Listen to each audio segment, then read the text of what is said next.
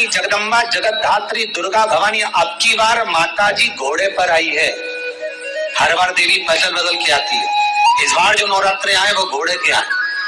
तो घोड़े पर जो देवी जी आती है वो समृद्धि को देने वाली आती है, लक्ष्मी की वृद्धि करने वाली आती है। जैसी घोड़े की रफ्तार होती है उस रफ्तार से लक्ष्मी घर में आती है। तो ये मत सोचना कि कोरोना महामारी ने हमको नीचे गिरा दिया या कोरोना महामारी ने रोक दिया, कमाई के स्रोत रोक दिए, धन रोक दिया। चिंता मत करना, मेरी माँ जगत जननी दुर्गा भवानी अब की बार घोड़े पर आई है। साल भर में इतना धन दे देगी कि आपने पीछे के 4 साल में नहीं कमाया होगा, इतनी मेरी माँ भंडार भर देगी। ये घोड़े पर आई है, कोई साधारण नहीं हो सकता।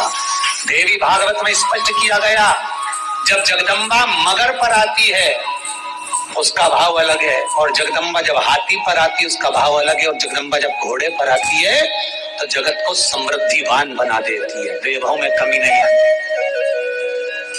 अभी भले दुनिया के लोग अभी रोते हैं कि पैसा नहीं आ रहा, कोरोना महामारी ने सब तोड़ दिया, रोक दिया, पर चिंता ना करना, मेरी माँ अगर घोड़े पर आई है तो उसका सुख आपको जरूर मिलेगा। एक जरा सी मिट्टी की दुकान भी अगर आप खोल कर बैठेंगे तो चांदी और सोना के बराबर कमाएंगे, इतना धन देगी वो माँ, साधारण नहीं है मेरी माता। तात्विक सुख का आनंद देने वाली, लाभ तत्व प्रदान करती। और नवरात्रि में भी अगर आपकी कोई कामना है, आपकी अगर इच्छा है, आपका मन है, तो जगत जननी की आराधना करो। पति और पत्नी में अगर क्लेश है तो जगदम्बा के मंदिर में मक्खन चढ़ाओ, प्रेम बढ़ जाएगा। कोई आपको लगता कोई मार्ग दिख ही नहीं रहा, तुम्हारा कैसा भी दुख है, जो आज गुप्त नवरात्रि प्रारंभ हुए हैं, आज से 9 दिन तक का एक नियम ले लो में कि मुझे शिवजी के मंदिर में अशोक सुंदरी वाली जगह पर एक बेलपत्र माँ हेमवती माता के नाम से, कौन सी माता? हेमवती माँ, हेमवती के नाम से एक बेलपत्र अशोक सुंदरी वाली जगह पर समर्पित करो।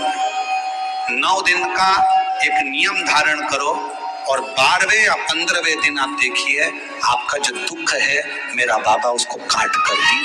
खतरे जो आज से प्रारंभ हुए हैं, खतरे में हेमवती माता का स्मरण करना, एक बेलपत्र का पूजन करना, या एक बेलपत्र के वृक्ष के नीचे आप 9 दिन तक भी अगर मंदिर तक भी नहीं जा सकते, मंदिर में आप बेलपत्र रखने नहीं जा सकते, तो आपके घर के आंगन में, द्वारे पर, बगीचे में, आपके घर के आंगन में, द्वारे पर, बगीचे में, आपके घर के पास अगर कोई बेलपत्र का पौधा है, वृक्ष है, उस बेलपत्र के वृक्ष के सामने एक बेलपत्र का पत्ता रख कर भी अगर आप उस पर जल चढ़ा रहे हैं या पूजन कर रहे हैं हेमवती माता के नाम से, तो उसका फल आपको मिलेगा। और मान लो बेलपत्र का वृक्ष भी नहीं है, हम मंदिर भी नहीं जा सकते, हम कहीं नहीं जा सकते, घर से बाहर कैसे निकले, पानी तेज है, जलवृष्टि हो रही है, बहुत सा पानी है, तो क्या करें? अपने घर में जो शिवलिंग है, तुम्हारे घर में अगर जो शिवलिंग है, तुम्हारे घर में जो शिवलिंग विराजमान है, उसी शिवलिंग के साक्षी में, सम्मुख में भी अगर हेमवती माता का नाम लेकर अगर एक बेलपत्र समर्पित करोगे 9 दिवस तक, तो उसका फल मिलेगा जरूर, उसका फल मिलेगा। फिर से बोलो, कौन माता? हेमवती। कौन है ये? शिव महापुराण की कथा कथी है, जब माता पार्वती जी हिमालय राज के घर में प्रगटी और हिमालयों की कंदरा में बैठकर मां पार्वती जी तप साधना में लीन हुई।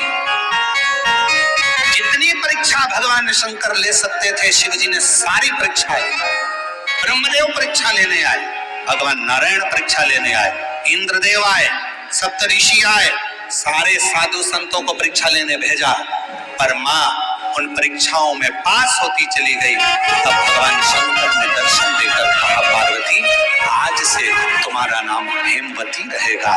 सुनो पार्वती, तुम्हारे इस नाम की आराधना जो तुम्हारे गुप्त स्वरूप में करेगा, उसको मनवांचित फल की प्राप्ति हो जाएगी। और वो फल, आज कथा अगर प्रारंभ हुई है और आप लोगों को मौका मिला है तो इस कथा का स्मरण अपने जीवन में जरूर करें।